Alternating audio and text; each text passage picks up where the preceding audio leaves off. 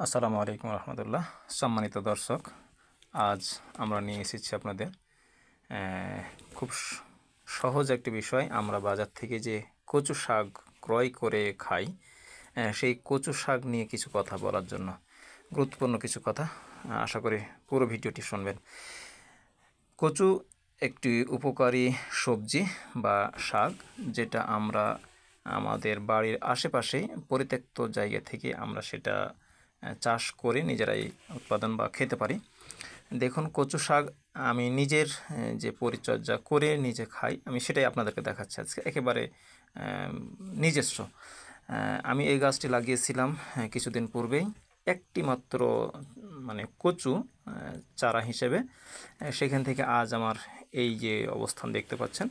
আমি এই ঝোপ থেকে প্রতি সপ্তাহে একদিন, এমনকি কোনো কোনো সপ্তাহে 2 দিন আমার পরিবারকে নিয়ে আমি খাই। আমার পরিবারের সদস্য প্রায় 7জন সদস্য বিশিষ্ট পরিবার নিয়ে আমি সপ্তাহে 2 দিন বা কোনো সপ্তাহে একদিন শাক খাই।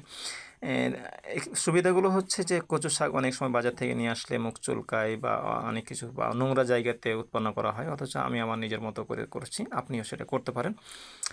আর কচু শাক এটা চাষ করার পদ্ধতি হচ্ছে যে প্রথমে একটি কচু বীজ বা কচু চারা আপনি যে কোনো জায়গায় আপনার বাড়ির আশেপাশে লাগাই দিবেন। সেখান থেকে প্রয়োজন হলে পানি দিতে পারেন, অথবা যদি আশপাশে পানি থাকে তাহলে পানি দেওয়ার কোনো প্রয়োজন নেই।